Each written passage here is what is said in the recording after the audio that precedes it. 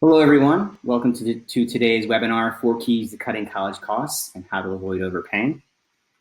A lot to cover today. I'm going to keep question and answers till the end. So if you want to jot down any questions you'd like me to answer, I can answer those towards the end. So let's just get started here. And as we get started, I'm sure you're wondering why I'm showing a picture of a house here on the screen. I'm going to talk a little bit about mortgages and retirement. It used to be that homeowners plan to pay off their mortgages in retirement and live out their retirement debt-free.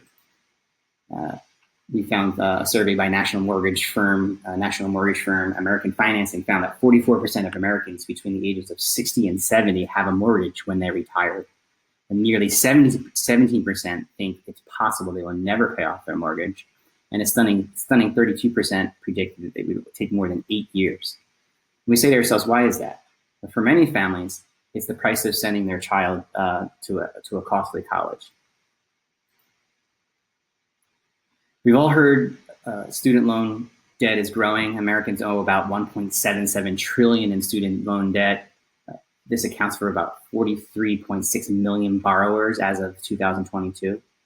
Each borrower owes an average of $37,000 in federal loans, and that's only federal loans.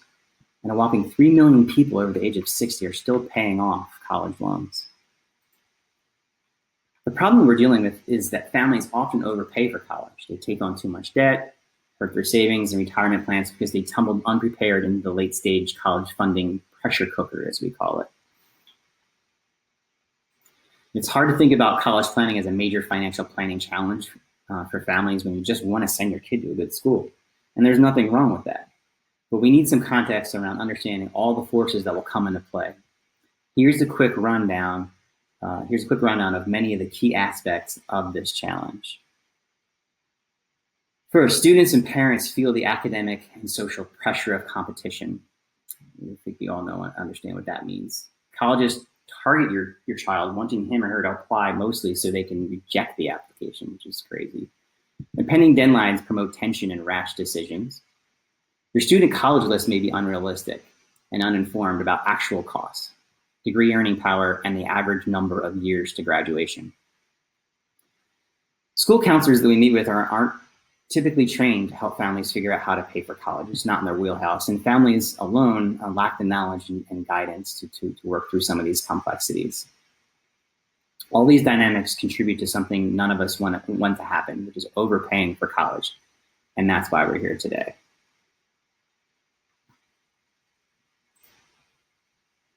The late-stage college funding pressure cooker can deliver some very unhappy results. Families can act rashly, and as a result, many parents tap into home equity or take out large second mortgages to pay for college. As we saw earlier, many have not paid those off by the time they even retire. Some divert retirement funds to pay tuition and have to work longer than they had hoped for or planned.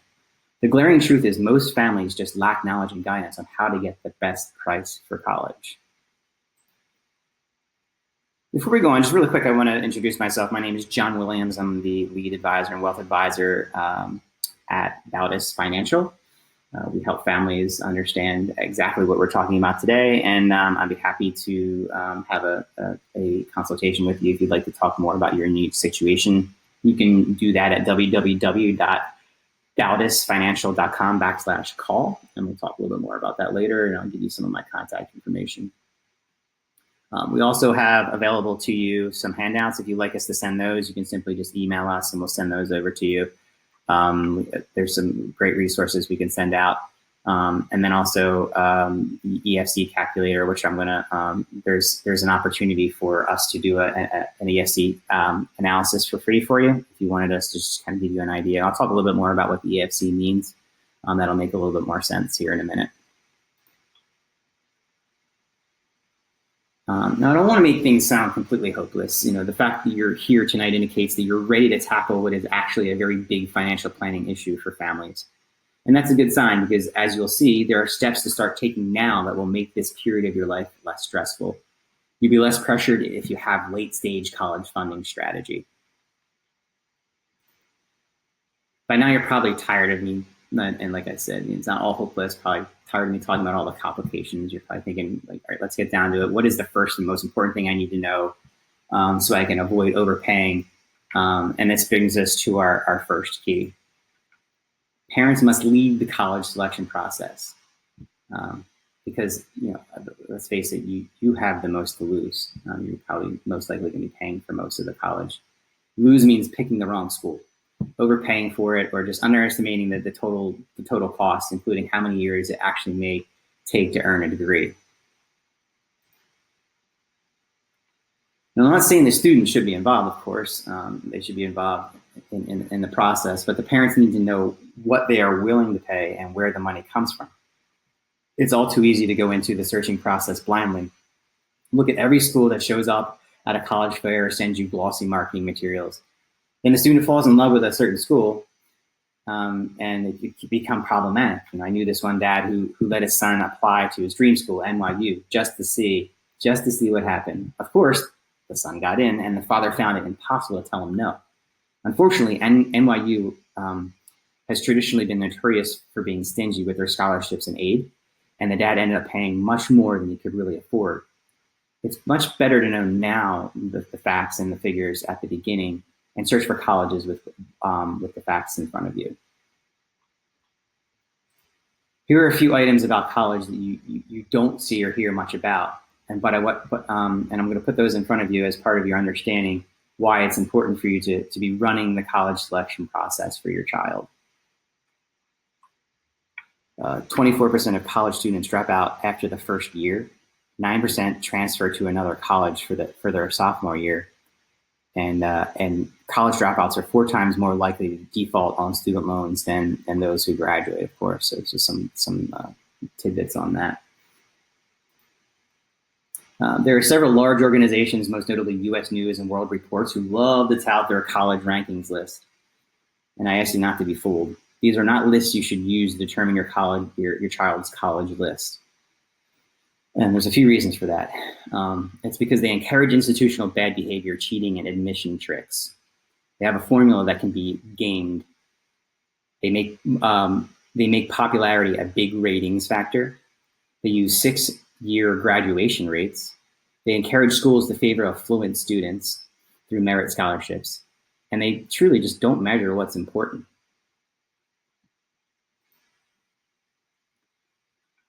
Next, you might be wondering, so let's say I'm in charge, leading the process. The news is filled with all these the thoughts of rising price of college. Can I send my college to a good school all without blowing my savings?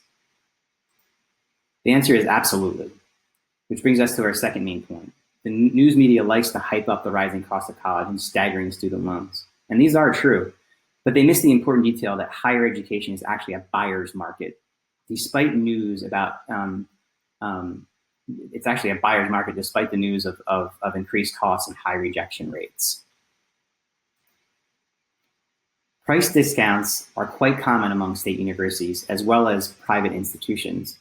Schools give discounts through grants and scholarships. If there's one thing you should take away from this slide, it's clearly not just A students who get scholarships and grants. Just look at the high percentages of students getting price breaks. The vast majority of students who attend a private college and receive some price cut for it. The vast majority of students who attend private colleges receive some sort of break or some sort of aid. For years now, the tuition discount has been creeping up. Over the years, the percentage of students who receive grants and scholarships at private schools is actually, over the past few years, has reached an all-time high, historic high.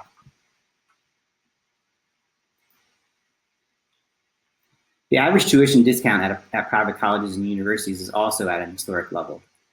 This discount is 62.1%. On this slide, you'll see an example of how the typical discount slashes the tuition price. So you see here the tuition of $45,000 at a 62% rate. The student is actually only paying $17,000 a year. You might naturally be wondering why schools are giving out so much money. Here's the reason. For most schools, it's a buyer's market. This might seem strange because all the media attention is focused on the most elite universities that reject nearly all applicants.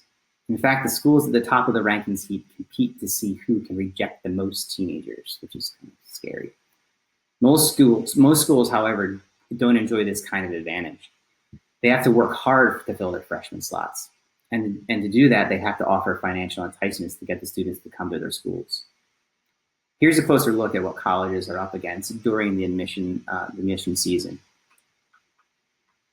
Like I mentioned, college is a buyer's market, except for the most elite schools, which is sometimes what you hear in the media. Only 36% of admission directors at state schools met their goals by May 1st, which is the deadline. 85% of admission directors at private and public schools were moderately or very concerned about meeting their enrollment goals. Only 5% of admission directors said they hadn't been concerned about meeting enrollment goals for 2022 to 2023. So you can see there's concern among these admissions directors. They need to make sure that they're doing everything they can to fill the seats.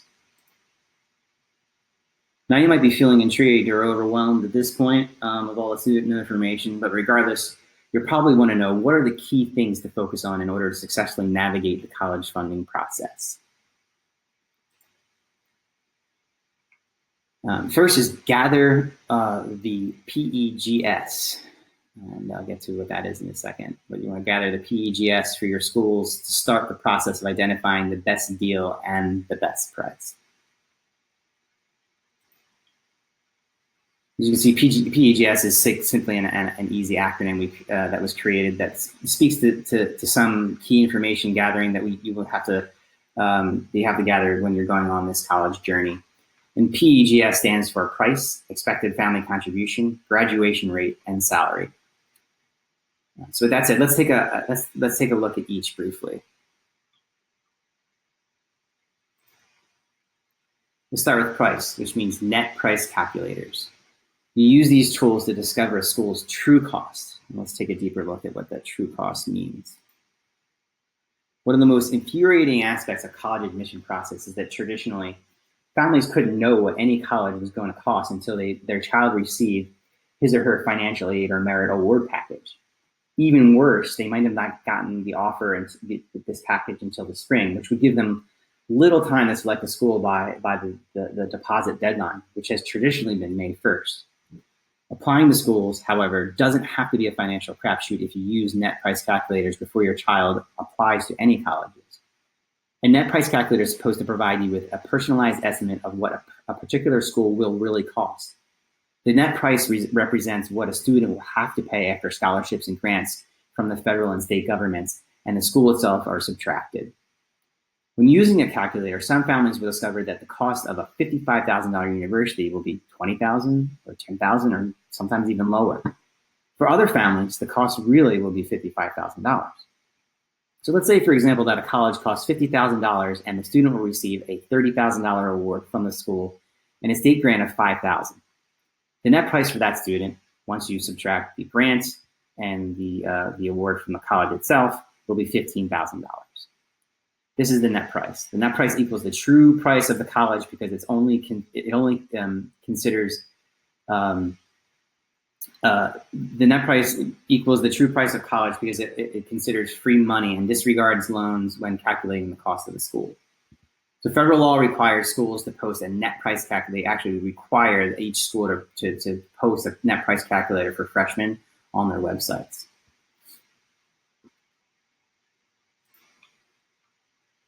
If you want to avoid budget-busting schools, it's critical to know what the actual prices of particular schools would be before your child falls in love with them. In fact, turning to a net price calculator could ultimately save you tens of thousands of dollars by focusing your efforts on schools that will be more generous to your family. Too many parents get guilted into paying for college that far outstrips their budget. This can jeopardize their own retirement plans. Knowing in advance what schools costs will help families draw up appropriate college lists and reduce or eliminate financial surprises. Thanks to net price calculators, there is no reason why students and parents can't have a pretty good idea of what a college will offer before deciding whether to apply. Helpful calculators will require information from your tax return and your latest non-retirement investment account statements. You'll want to gather them up before using these calculators.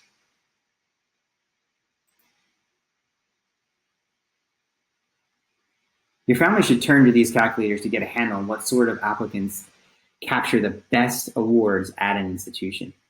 What kind of grade point averages or test scores does it take for a student to win a greater award from a specific school? With this tool, families can manipulate the figures to see whether it would be worth it for the child, for instance, to take the SAT or ACT again. Would a higher test score boost a child's potential package? Would a slightly higher GPA matter? It can also be important to measure what impact, if any, a family's home equity would have on an award. With so much at stake, it's worth taking the time to use these calculators strategically. It can be hard finding a net price calculator on some of these websites, but an easy way to do it is just Google the name of the school and net price calculator. So if you want to go to NYU and you want you're looking at NYU, you put NYU net price calculator in the Google search, and it should pop up pretty high on that search. You need to understand that not all calculators are good ones, unfortunately. The weakest calculators rely on the federal template. Using these could take less than a minute to complete. The questions are minimal, which leads to dubious cost estimates. The federal calculator only asks for income ranges, but a good calculator requires figures off your latest income tax return. Bad calculators also rely on old cost data. Some net price calculators are using information from 2017, 2018 costs, so make sure you check to see how old the figures are. These federal calculators are only meant to provide personalized cost estimates to families seeking need-based aid. And even then, the need-based aid answers are simple averages. They don't really calculate what the merit scholarships could potentially be. If you see these icons you're seeing on this slide on a website, it means the school is using federal net price calculators.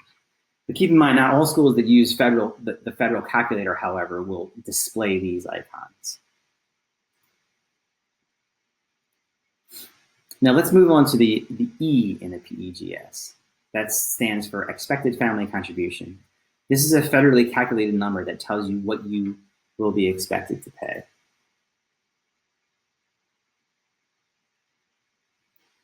Your expected family contribution is a dollar figure that represents what a financial aid formula believes your household should be able to pay for 1 year of a child's college education. For schools that strictly use the Free Application for Federal Student Aid, or FAFSA, the new term for EFC is Student Aid Index. The CSS profile, which is the other major aid application, continues to use the term EFC. Your SAI, or EFC, is not necessarily what you will pay. Your EFC SAI is based on a number of factors, including income, non-retirement money, education account size, size of household, and marital status of the parents. The CSS profile also cares about the number of students in college. The EFC SAI will give you a good idea whether you will qualify for need-based aid or if you should seek schools that provide merit scholarships. This helps as you go shopping for colleges. It can be tricky, but there is an area where we can certainly help. I'll walk you through obtaining your EFC and help you learn how to use it when comparing schools. I'll tell you more about that later.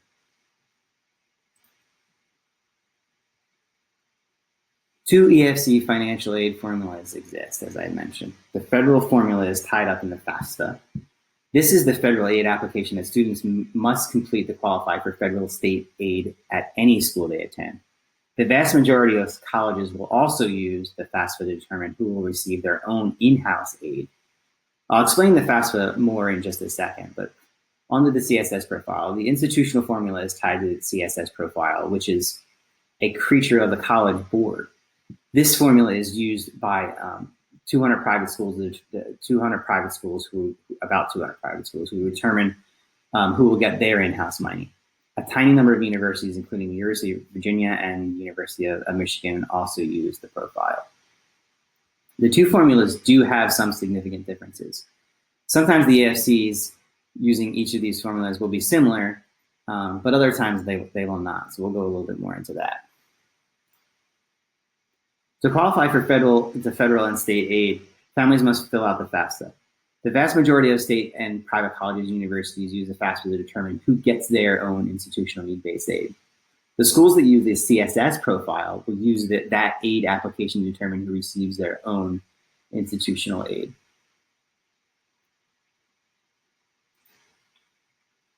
Starting with the 2024 to 2025 admission season, the lowest federal EFC a family can have is now a negative 1,500. That means the student experienced extreme poverty and has no ability to pay for college. In contrast, there's no cap on an EFC for high-income families. It's possible to have an EFC of 60,000, 80,000, even 100,000 or higher. When the EFC is high and need-based aid is out of the question, you look for schools, in those situations, you look for schools that might provide merit scholarships to affluent students.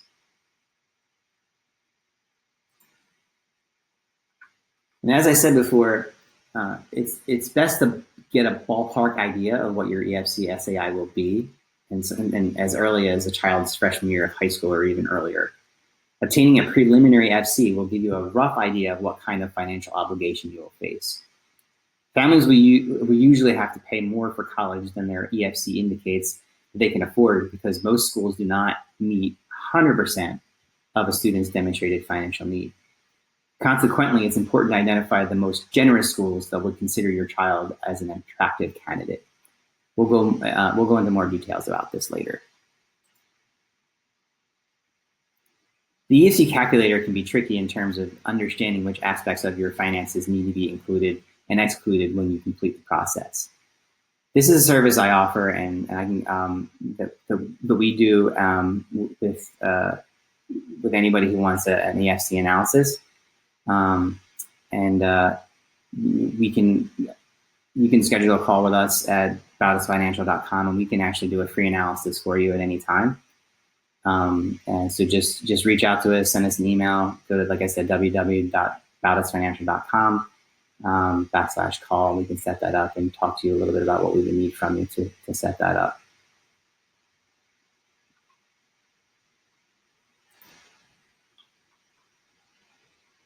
The EFC calculator can be tricky in terms of understanding which aspects of your finances need to be included and excluded when you complete the process. So as I mentioned before, we can certainly help you with that, but I think it's helpful to kind of like go into to an example of what this could potentially look like for you. We obviously use a college software that can calculate this for you, but this is an example of a middle-class family that has adjusted gross income of $65,000 and what would be liquid assets of $20,000 in a cash account, and accessible to be able to use for college.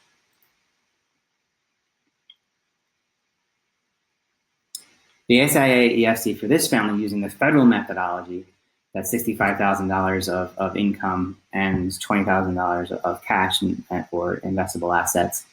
That's federal methodology would show 1,700 of an EFC, SAI EFC of 1,700, and a CSS profile of $3,288. With this modest EFC, the family would ideally be looking for schools that provide very good need-based aid because of their ability to pay for college is limited. This could potentially come from in-state universities or from private colleges that offer generous aid. Here's an example of how much aid a family with a low EFC of 3,479 could be eligible, what they could be eligible for when applying to an expensive school. It's important to add that only 6 dozen or so colleges and universities say they meet the full financial need of their students, so that the relevance you can see in these. It's important to note because it can sometimes be confusing. You see your EFC and you want to think that, oh, okay, well, if I am expected to pay $3,479, that the school is going to meet the rest of the need based off of what they're charging.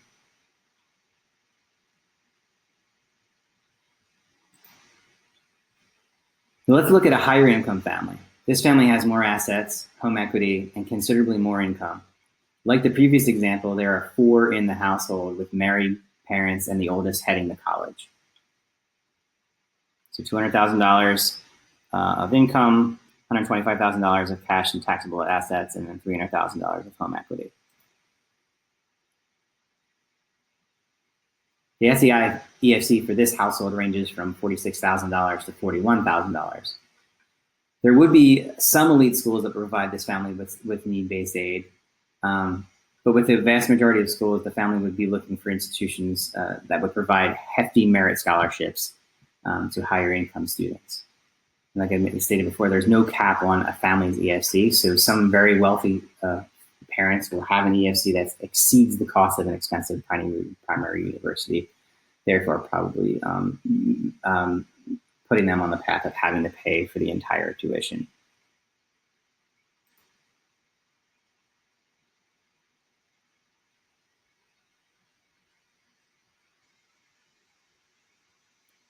The 280 formula is used to provide a welcome financial perk to households with more than one child in college.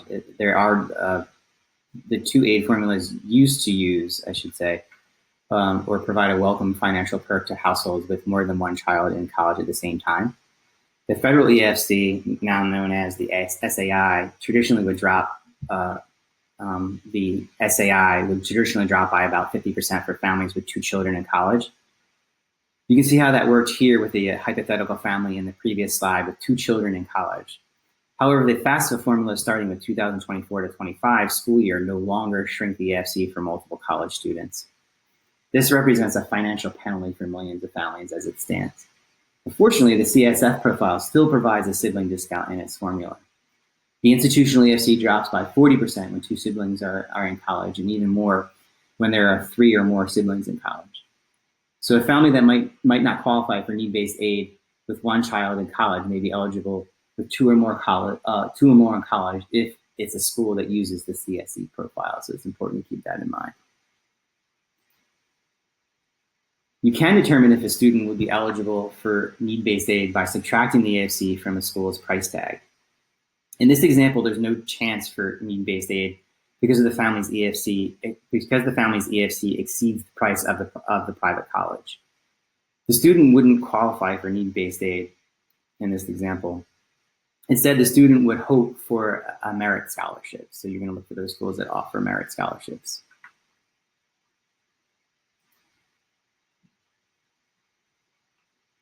In this scenario, the student would be eligible for need-based aid up to $20,000 from the private college because the price of this institution is far more expensive and exceeds the family's EFC. As a practical matter, a family with an EFC this high would typically be looking for schools that provide generous merit scholarships. It would primarily be elite schools with excellent financial aid that would give this family need-based aid.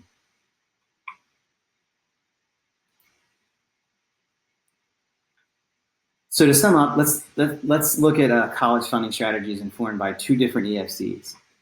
First, families with a small EFC should look for colleges that provide generous need-based financial aid, as well as their own state schools that will have a need-based program for residents and typically lower prices. It's important to remember it's also that to file the FAFSA as early as you can, since students tend to receive twice as much grant money from state programs and universities. Now,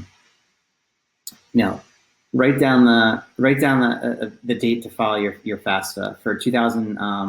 Take note for 2025-26 admission season. The first opportunity to file your FAFSA will be October 1st, 2024, and most likely 2025, October 1st, 2025 for the next admission season.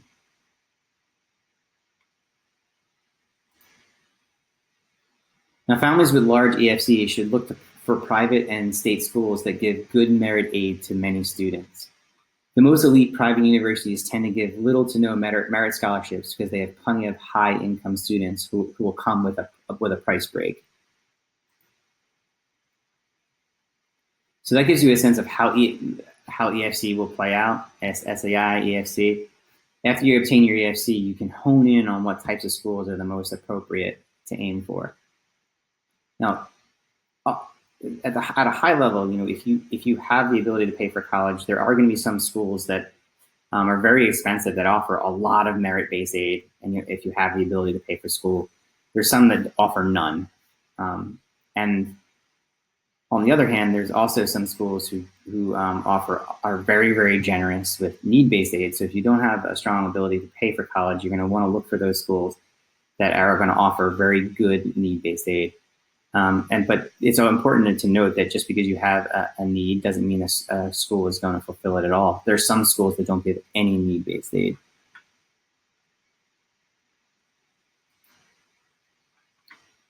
So that brings us to the G in PEGS, which stands for graduation rate. This part of your school analysis is looking at what percentage of students graduate and how long it takes them. Parents assume that their children will graduate in 4 years, but this usually doesn't happen. According to federal statistics, the 4-year graduation rate for private colleges and universities is 54% and 37% for state schools. It's always important to check the 4-year graduation rates, since a delay in graduation can significantly boost the cost of college. There can be major differences among the same types of schools as well as different majors. So it's always important to check. Also check a school's freshman retention rate. Ideally, you want a school with a very high percentage of freshmen who return for a second year. If the schools on your list don't have a high retention rate, just figure out why.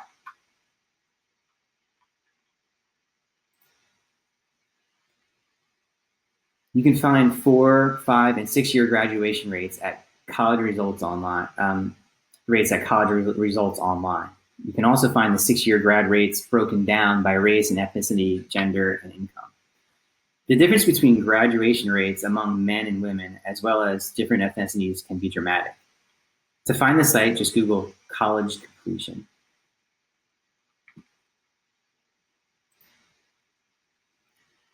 A source for 4-year graduation rates is the Federal College Navigator. This is a screenshot of how a school's graduation rates will be presented. You'll also see freshman retention rates. Unfortunately, a lot of resources of graduation rates only share 6-year or even 8-year graduation rates. What you want to look for is the 4-year rates, which is just common sense.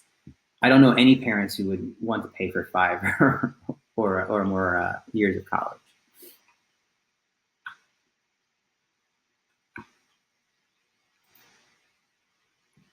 Now that brings us to the S in PEGS, which stands for salary. As part of your evaluation process, you may also want to look at schools that the salary outcomes. Look at schools' salary outcomes and consider them in the context of how much you're paying for your child's degree. Parents tend to overpay based on assumptions and rankings, but a big investment isn't always worth it. Many families assume that the salary will be largely driven by the school a student attends. Get into an elite school and students will be guaranteed a great salary and career. Statistics from the federal government shows that the academic major that is selected is hugely important. A great place to check out salary outcomes for individual majors at specific colleges is to take advantage of ROI research conducted by the Foundation of Research on Equal Opportunity. This is at FREOPP.org, which is a think tank that addresses these issues. Using federal data, researchers calculated the ROI for 30,000 bachelor's degrees and 40,000 graduate degrees. So it has a lot of really great information.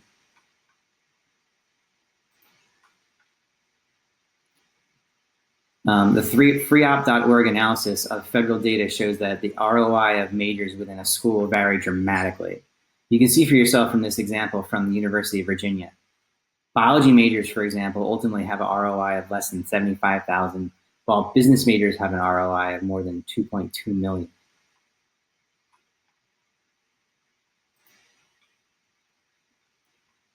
Here's another example from Texas A&M. As you can see, the broad range of, since we're looking at agricultural public services at 153, and biomedical, medical engineering of 1.2. So there's a lot of these examples on this, like I said, at freeop.org. I recommend spending some time there.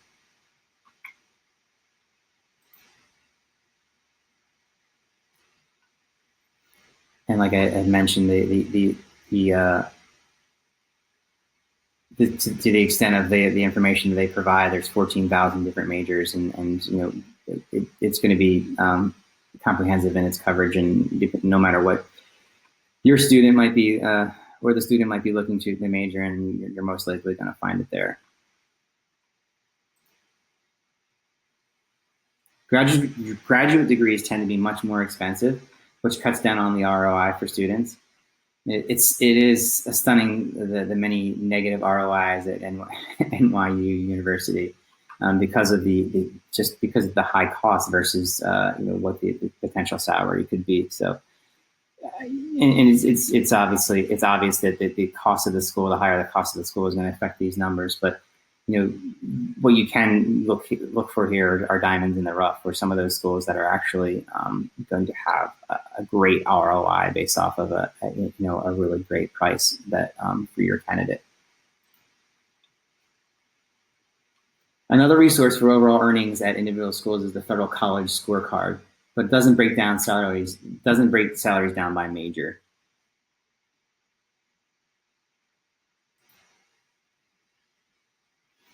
Getting clarity about PEGS for the schools on your list is very helpful, but it's not the whole picture yet. You're probably still wondering, will my kid qualify for financial aid? And how does that fit in with grants, scholarships, and loans?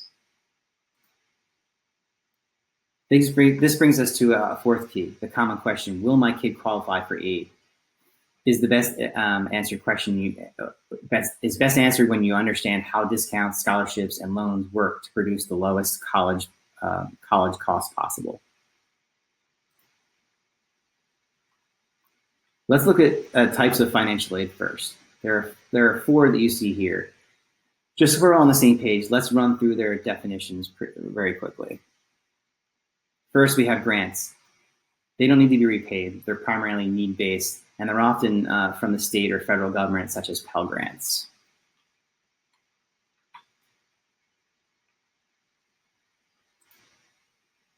The second related source of money is scholarships. They also do not need to be repaid, are usually awarded based on merit or other criteria such as geographic location, talents, athletics, academic merit, etc. And they come from a variety of sources: private foundations, corporations, and mostly from the colleges themselves. And then there are loans. We won't go deeply into college loans right now, but there are two main types of federal loans strictly for the student. The more attractive option is the direct subsidized loan, where the government pays the interest while the student is in school and during grace periods and deferment periods. There must be a demonstrated financial need to qualify for this loan. Then there's direct unsubsidized loans, where the student pays the interest during all periods or deferment periods of interest, and that interest will accumulate while they're in school. There's no financial need required for the federal unsubsidized loans. We also have direct plus loans for parents. These loans are designed to help families pay for education expenses not covered by other financial aid.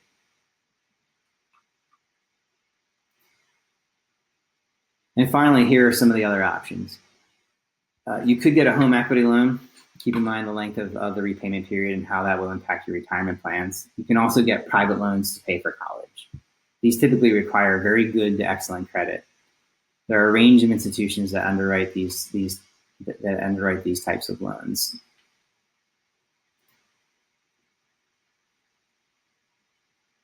So looking at scholarship grant source, the scholarship source for grant breakdown, the largest source of college money comes from the colleges themselves, which represents 45% of financial assistance given. As you can see, the second biggest source is the federal government.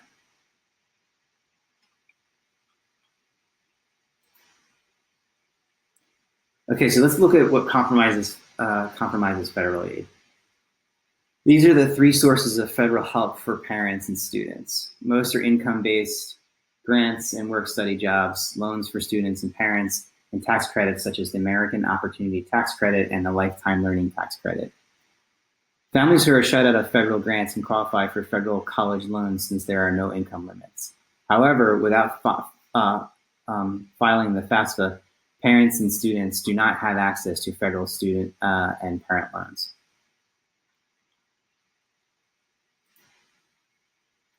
The vast majority of federal money is awarded through the Pell Grant program.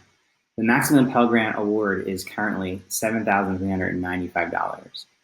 Most families who are eligible for at least a partial Pell Grant have income below $70,000. The larger family income and smaller size of the household, the lower the potential Pell Grant. So that's the federal government. Now let's look at the states.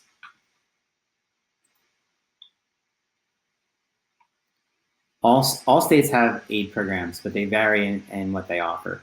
Most state grants go to the students who require financial assistance. Some states, however, are dispensing most or all of their aid based on such factors as grade point averages and standardized test scores. Most of the states that award the majority of their aid, by merit are located in the South, and these programs often benefit more affluent students. You can find links to aid programs that are available in each of the 50 states by visiting the website of the National Association of Student Financial Aid Administrators. Unless money is no object, it makes sense for a student to include one or more in-state public universities on his or her college list. In-state schools, however, won't always be the least expensive option, even though that is widely held belief. If you need financial aid, you need to be aware that public universities very rarely give need-based aid to non-residents. State universities routinely reserve that money for their residents.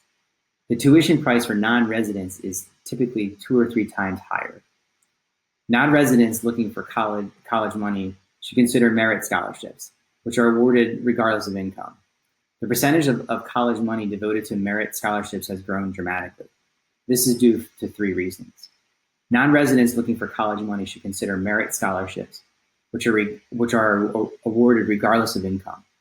The percentage of college money devoted to merit scholarships has grown dramatically. This is due to 3 reasons. Administrators at state universities are interested in increasing their U.S. News rankings, just like peers at private colleges. One way to do that is to give merit awards to attract students with higher academic profiles that the U.S. News favors in its rankings methodology. Public universities also use merit scholarships to attract non-residents, who still typically pay more than in-state residents, which helps the institution's financial bottom lines, especially as schools still suffer from reduced state government funding beginning with the recession of about 15 years ago. Finally, the final point is that the competition for good students is so high among many state universities that they find it necessary to boost their merit scholarship awards.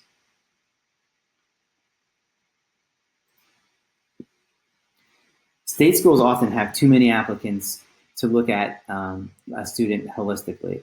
A school could have tens of thousands of applicants. Consequently, state universities must rely heavily on GPA and SAT, ACT scores to make admission decisions and dispense merit awards. This makes it easier to get a good sense of what kind of merit scholarship a student might qualify for at a public university. Use Google to find scholarships that an individual school offers, and some of those that are specific to those schools.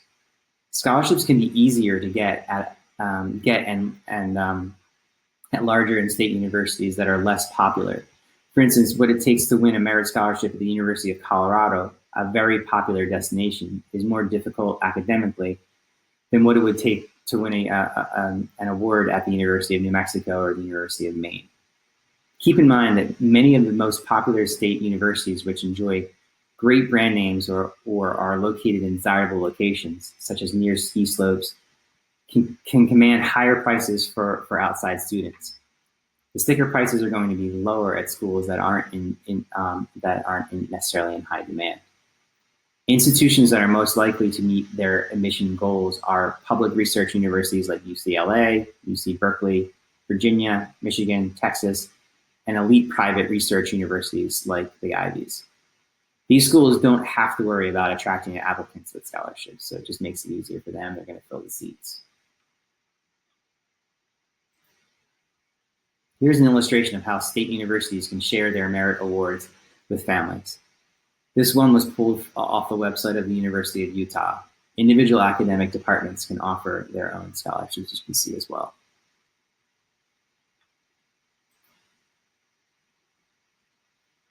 For affluent families, the most likely source of money will be from colleges themselves. The vast majority of private schools provide merit money to affluent students. These colleges also provide need-based aid. More than 20% of college students are enrolled in private, nonprofit colleges. Many parents automatically assume that private colleges will be too expensive and don't consider them, which can be a huge mistake. It's true that the price tags for private schools are more expensive than an in-state university, but the actual price won't always be as high. Think back to Key 2. Higher education is actually a buyer's market, despite news about increased costs and high rejection rates. For years now, the tuition discount has been creeping up. The percentage of freshmen who receive grants and scholarships at private schools is actually at a historic high. It's now at 91%. For families who won't qualify for need-based aid, private colleges and universities who routinely award merit scholarships. Schools also widely practice what's called preferential packaging. The best awards go to the applicants that an institution wants the most.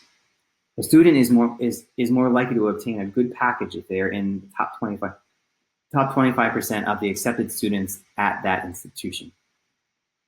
What families also need to understand is that the more a college costs, the more likely a family would qualify for need-based aid. At some schools, accepted students could end up with both need-based aid and merit scholarships. What really matters is getting a discount. It doesn't really matter whether the discount comes via merit or need-based aid or a combination of both.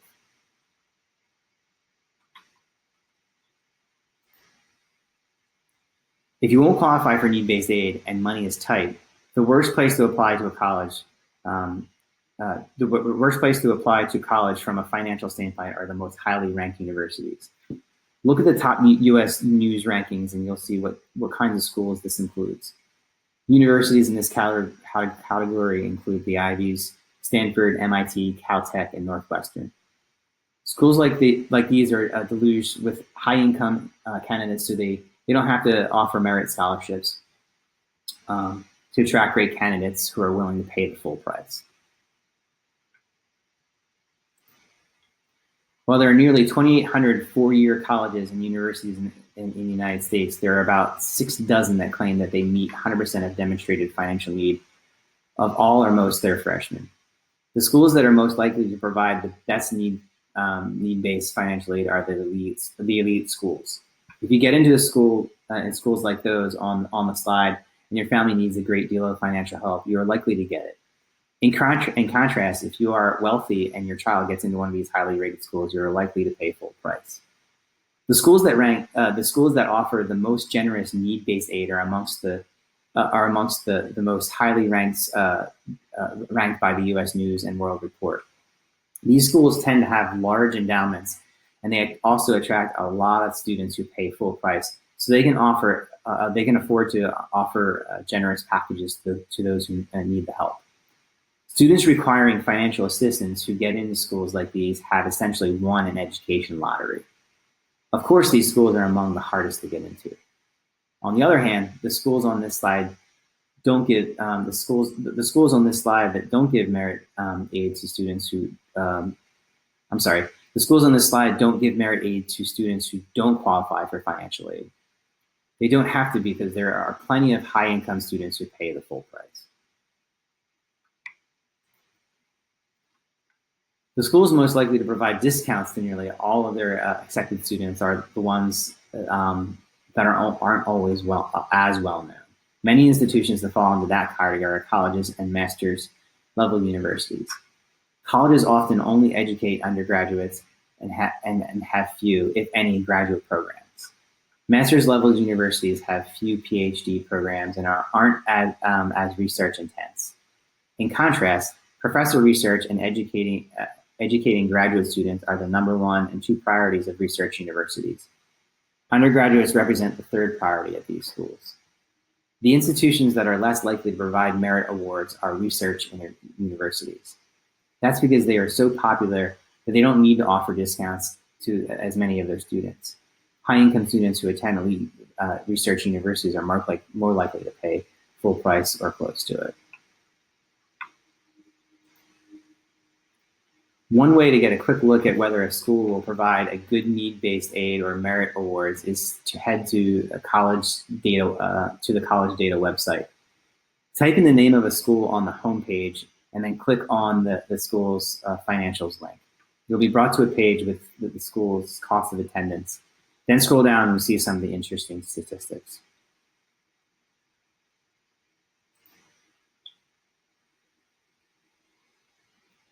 When looking at college financial statistics, you'll want to see what percentage of students receive merit awards and what the average is.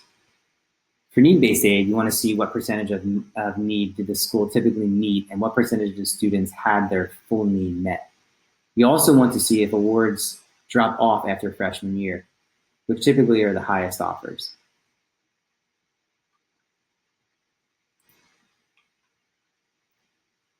Click on the school's financials link to get the financial data for an individual. From there, you can click on the financial link to get the financial data for an individual school. I'm going to illustrate what you can find in a school's financials section by using Pomona College.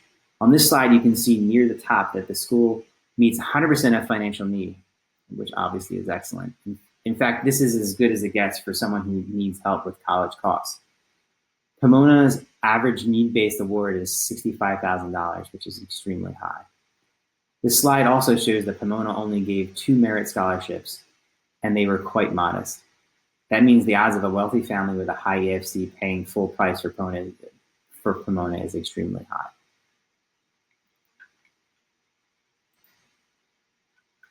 Loyola Marymount University only meets an average of 71% of need, which is extremely low.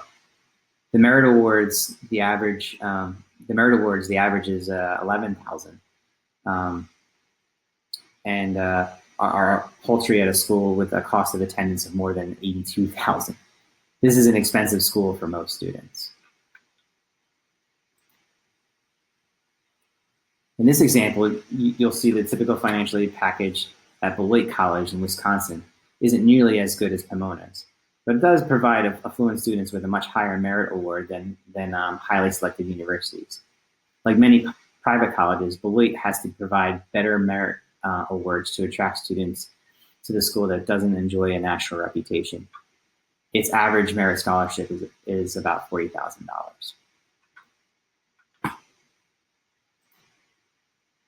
Now let's look at private scholarships.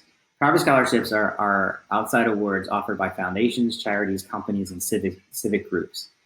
Parents often don't realize that private scholarships represent the smallest source of college money. Competition for nationally known private scholarships is fierce. In a recent year, for instance, the Coca-Cola scholarship, the Coca-Cola scholars received 112,000 applicants for 250 awards. This makes Coca-Cola scholars about 25 times as selective as Stanford itself. Your children will face better odds if they focus on capturing local scholarships. These are scholarships that turn up via high school counselors, libraries, parent workplaces, or in local papers. They aren't as easy to find, so as many students will be they're not as easy to find as many. There won't be as many students applying. In fact, scholarship sites like FastWeb, scholarships.com, and the College Board search engine usually don't have these local contests in their databases. Students may have better luck looking at scholarships that require essays, since plenty of teenagers don't want the hassle of this requirement, as a side note. Students who win private scholarships are often surprised to discover that their award ends up reducing their financial aid package. Since students have to report all outside scholarships to the financial aid offices, many schools see this as an opportunity to save some money and reduce the amount of the money they award the student. In cases where the amount of the scholarship would push the total financial aid award over the cost of attendance, the federal government requires schools to adjust the financial aid award. You can't receive money more than it would cost to go to a school. If a teen wins a private scholarship, the college could shrink his or her financial aid package by the amount of the award. So if a child wins a $3,000 scholarship, the college could cut the aid package by $3,000. In the best case scenario, the school will reduce the loan portion of the package by the amount of the outside scholarship, but it can also shrink the grant or reduce both the grant and the loan portion. Each school maintains its own policy on how it applies an outside scholarship to its student aid financial package. You'll have to check with each school for its policy regarding outside scholarships. Ironically, this scholarship practice will not affect the students most in a position to afford college. Affluent students who receive merit scholarships from their schools don't have to worry about outside scholarships shrinking their awards. Higher income students who don't qualify for financial aid can earn any number of outside scholarships, and it won't jeopardize their institutional merit scholarships. Okay, so we're getting to the end of our presentation. No doubt many of you are feeling like, yikes, this is a lot of information. How do we smartly process it all and proceed? And it's a good question. That leads us to our final set of points. So first, let's look at where we started.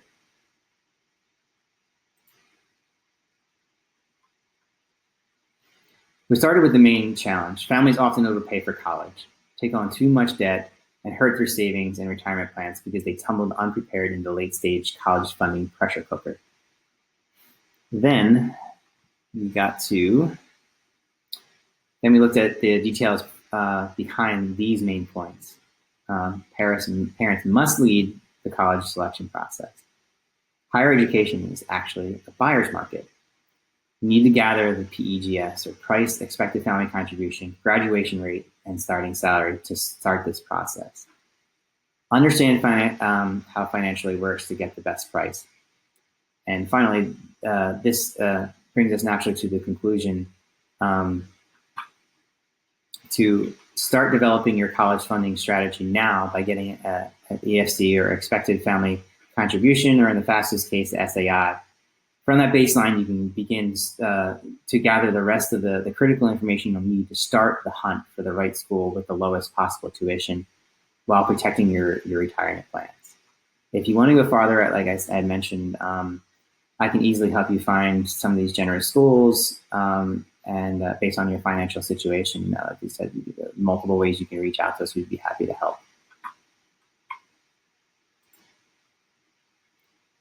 College education is a buyer's market, and the old adage, knowledge is power, is certainly true in this case. When you act as an informed consumer, you can get the best education at the lowest cost and minimize the risk of damaging your retirement savings.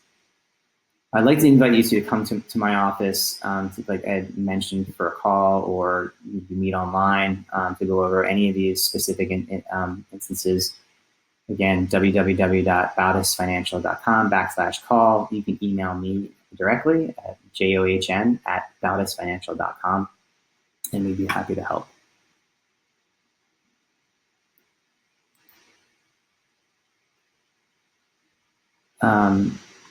So that pretty much brings me to the end here. A lot of information, like I had mentioned. We'd be happy to send you this presentation. There will be a recording that will be posted online. So if you want to reference any part of this, we have those resources. But of course, like I had mentioned, we're more than happy to do a free analysis of your EFC, look up any of these colleges, answer any questions you may have. And again, my email is john@bautisfinancial.com, and our website is www.bautisfinancial.com. Thanks for joining me today. You can, if you didn't stay to the end, or if you had any questions, certainly send those over to me. You can email those over to me at my email at john@bautisfinancial.com, or set up a call. Again, thanks for joining me, and we hope to hear from you soon.